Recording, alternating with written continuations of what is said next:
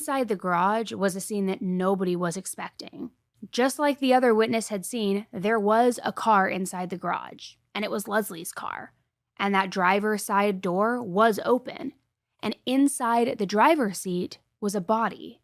But it wasn't Leslie's body. It was the body of a man. Now, obviously, this man in the driver's seat, this body did not belong to Leslie's husband, Colin. Obviously not.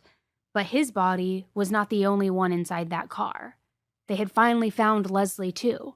She was lying inside the trunk of the car. And I know that this may not sound like it's making any sense at all, but I promise it will make more sense here shortly as I start breaking down the details for you. Now, unlike a lot of the scenes that we're used to in these episodes that we cover, this scene was not a bloody one. In fact, Leslie and this man both looked like they were almost just sleeping. Nothing looked out of sorts. However, upon a closer look, it showed that they were both deceased.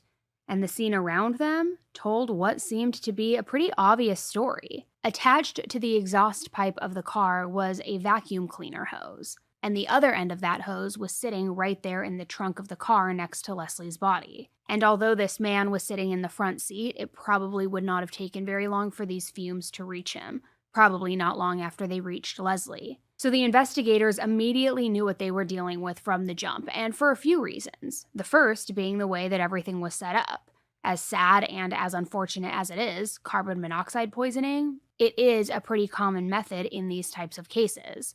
However, contrary to popular belief, it's not necessarily quick or painless. Now, inside the trunk, here's where it gets a little bit eerie. Leslie had all of these family photos scattered around her, almost like she wanted to be sure that they were the last thing that she would ever see. She also had headphones in her ears, almost like she was apprehensive about this whole thing and she wanted something to listen to, something to calm her nerves or something to distract her. Which, okay, so you might be thinking, that all makes sense. Maybe she was just grief-stricken over something, wanted to take her own life, but who's the guy?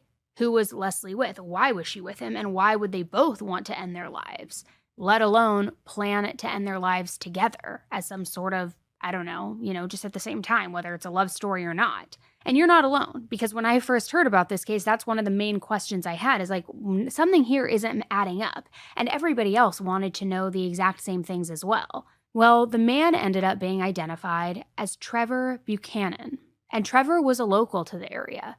He was 32 years old, and he was a husband, father, and local police officer.